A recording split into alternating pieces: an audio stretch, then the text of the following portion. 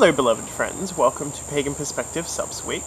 I am your Monday sub, Twisted Witch, and our week's question came from emogothcut and was regarding elementals, and they've been told by a friend that they have an elemental. So let's start by talking about what elementals are. For me, and from reading and my understanding and working, elementals are the embodiment of typically like the five elements. So you have earth, air, fire, water, and spirit, or ether. And it's from these building blocks that the elementals are formed. So you may have elementals like that exist within trees, within water, in like lakes and ponds, those that inhabit certain airy places, those that you find within the fires, and then the ones for spirit is kind of like those otherworldly, intangible ones. And like the basic breakdown for the elementals, so for fire you have salamanders, for water you have undines, for air you have the sylphs, and for earth you have the gnomes.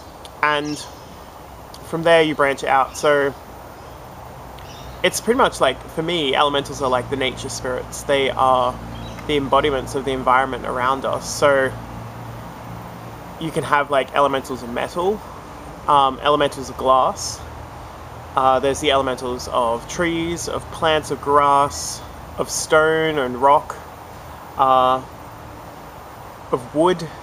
Like there's a whole bunch of really different embodied forms, and for me it is those, the power that comes with those. So calling on those allyships to be able to have like these pendants that I wear,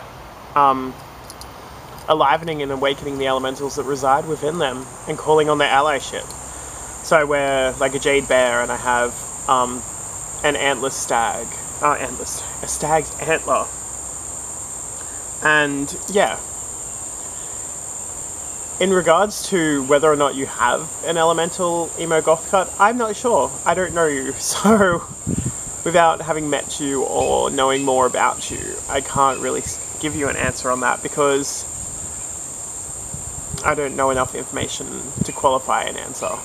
And all I can really do is offer guidance. So perhaps looking into this more,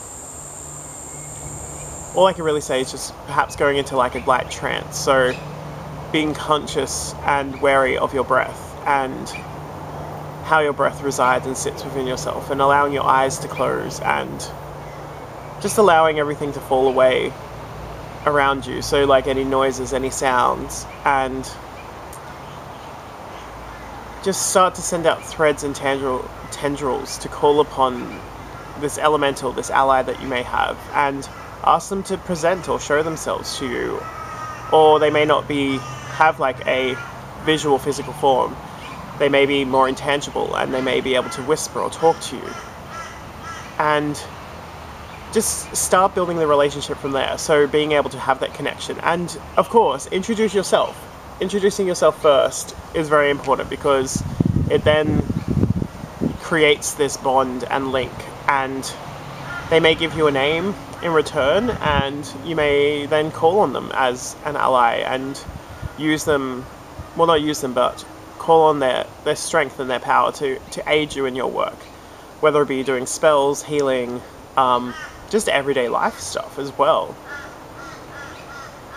And then yeah, just once that's all happened, just really become conscious again of your body, and just allow yourself to return and just go on with your life. And you can do workings. You may want to create like a little offering space for the elemental, because it then gives you more of a bond and a connection to them.